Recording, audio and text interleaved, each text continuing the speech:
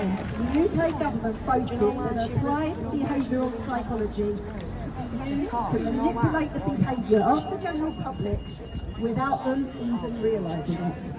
This applied behavioural psychology is being used to manipulate you right now to change the social norms in meeting the goals of UN Agenda 2030. The rise of the fake fascist left that will not debate any issues, be it the use of drag queens in children's story time, experimental mRNA injections called vaccines, or the claim of man-made climate change are a hugely successful product of George Soros working with the World Economic Forum. Bring down the World Economic Forum! Yes! Yes! Anyone who challenges the fake left narrative is instantly denounced as a Nazi. Labels are a divisive tool for dividing people that would otherwise unite against the common enemy. Yes. Our common enemy are billionaire bankers, BlackRock, the World Economic Forum, it's now Schwab, the real Nazi. Nazi Schwab! I'm not a label, I'm a human being. But I have been name-called everything from a nutter to a Nazi, to being me and expressing what I think.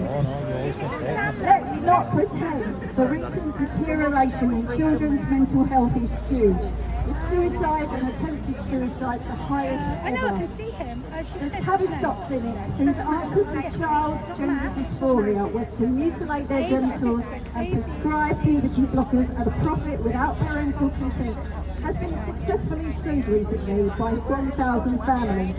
However, despite the clinic being shut down, many new regional clinics are planned to replace it. Shame! Because this trend in gender dysphoria is on the rise. What we ought to be addressing is, why is this trend on the rise? Is it really an individual problem? Or maybe, just maybe, it's a societal one? Yes. A boy from the US told his lesbian parents at the age of 2 that he felt like a girl. At the age of 4, he agreed to transition into a girl, and now at the age of 10, is a famous drag queen called Noella. Noella is an LGBT icon and the youngest trans model to promote the clothing of trans designer Mel Atkinson in New York Fashion Week just recently. However, Canada appears to be leading the way in sexualising children, with the youngest drag queen, Queen Lactisha, an 8-year-old who poses and dances regularly at gay clubs. Queen Lactisha and her mother were interviewed by Philip Schofield in 2019 on Breakfast TV, and it was portrayed as a lifestyle as progressive. In my opinion, the child has been a victim of abuse, characterised by grooming and exploitation in the sex industry. Regressive, not progressive. It is part of Agenda 2030's goal to normalise the sexualisation of children, to allow paedophilia to develop into a social norm, and it is being facilitated through culture and education, which is more accurately described nowadays as indoctrination. The UNESCO International Guidance on Sexuality Education, published in 2018, suggests children as young as 5 have the right to decide who can touch their body, where and in what way.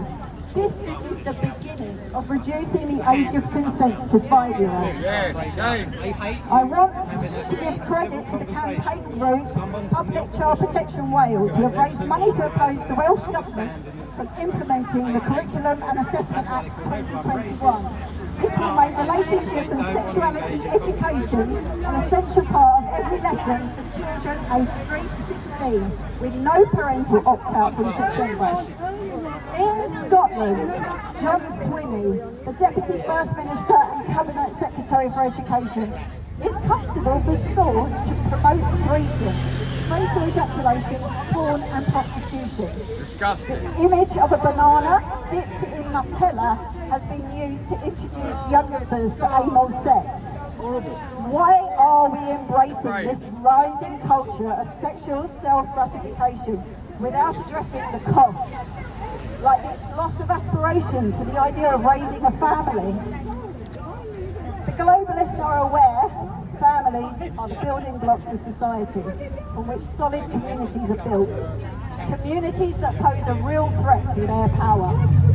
People who label themselves and place themselves in individual boxes and fight amongst themselves facilitate control over the masses.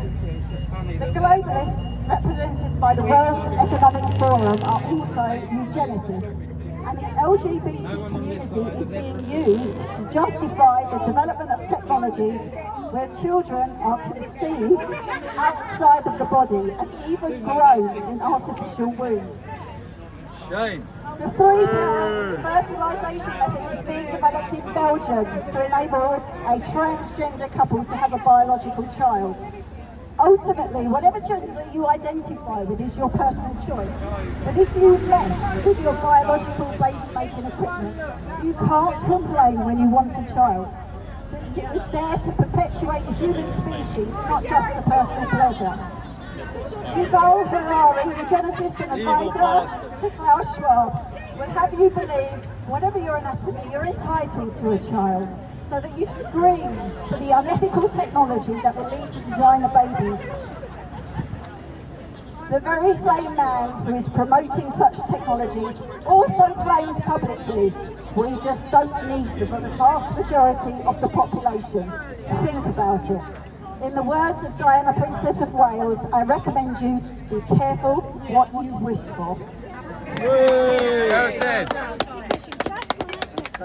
Well done, Angela. Well done. Well done. Well done, Angela. Superb stuff there. And we did give a copy of that. She gave a copy of it to the head librarian in Oxford, Central Library. Because you went in there and complained, and they didn't want to listen too much, but they said they would take the copy this week. Well, one wonders. His name was Richard Pratt. So let's hope his name doesn't carry us being too far. Does anyone else want to say a few words? There's a young gay man there, or maybe Debbie wants to say something, or Shane? Indeed. Well, yes. My background as a teacher and what I'm